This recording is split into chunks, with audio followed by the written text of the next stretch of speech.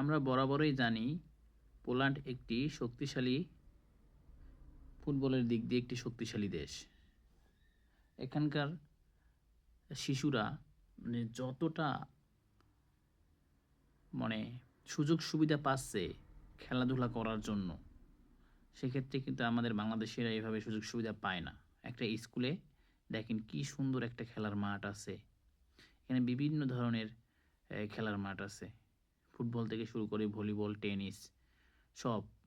এখানে যে বাচ্চাগুলো খেলাধুলা করতেছে সবটির বয়স 5, 6, 7 বা 10-এর নিচেই। এদের যে ফেসিলিটিস এরা সবটাই পাচ্ছে। এই কারণেই পোল্যান্ড এত শক্তিশালী ফুটবলে। এজন্যই তো লেভানডস্কির মতো প্লেয়াররা এই পোল্যান্ডে আছে।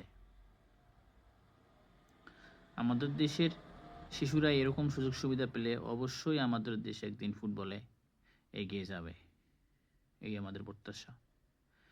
এটি একটি স্কুল, এখানে বিভিন্ন ধরনের খেলাধুলার যে সামগ্রিক আছে সবগুলো এখানে ফ্রি।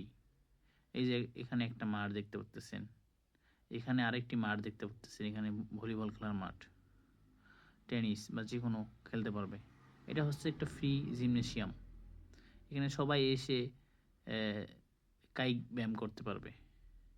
সব জিনিসপত্র, ইনস্টলমেন্ট সব কিন্তু ফ্রি এখানে, ঠিক আছে? এটা ওপেনলি পাবলিক, এটা সবাই ইউজ করতে পারবে। এদের দেশ উন্নত হবে না তো কি আমাদের দেশ উন্নতি হবে? এই জন্যই তো ইউরোপিয়ান সভ্যজাতি। দেখেন কত সুন্দর সুন্দর জিনিসগুলো এখানে বাইরে আছে, তো আমাদের দেশে হলে এগুলো তো নষ্ট করে ফেলতো। এর ভিতরে একটা সুইমিং পুল আছে।